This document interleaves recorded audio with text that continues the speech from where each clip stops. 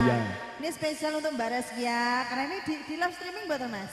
Nggih, di live streaming. Iya. Apa tadi Delta Magetan. Delta Magetan ya.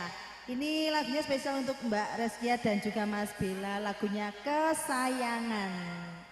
Semoga usahanya tambah lancar, rezekinya tambah lancar, terus langgeng juga sama suami.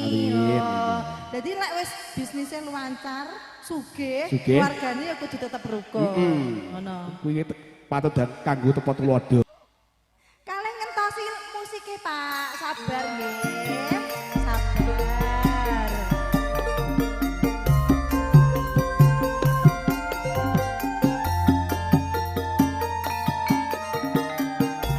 Medun Dek, iya loh. Dun, Masake ibu-ibu.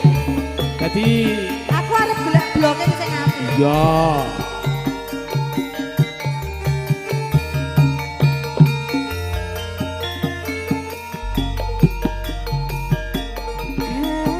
Mas kesayangan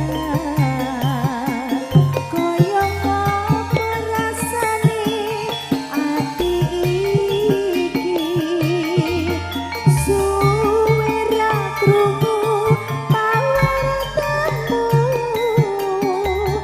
bingung rasane nandang rindu kanas sing tak tresnani didem dhewe aku ora balesi apa sliramu wis lali janji suci ngendi kamu wingi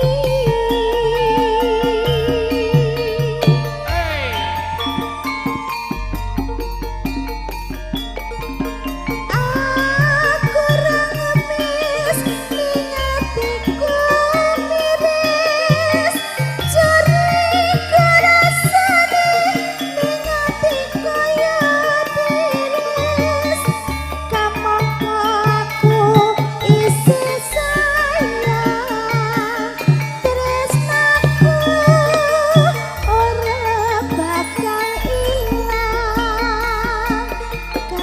kanas jaganen tresnaku kaya dene aku tak jaga tresnamu tak pasrahke mring pangeran yen mesti jodoh ora bakal kurang dalan yo Ibu mau joget Bu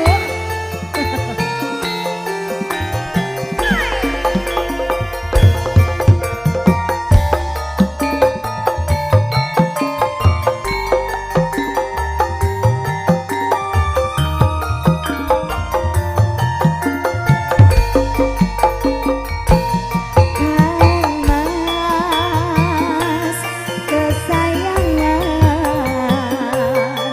koyo apa rasane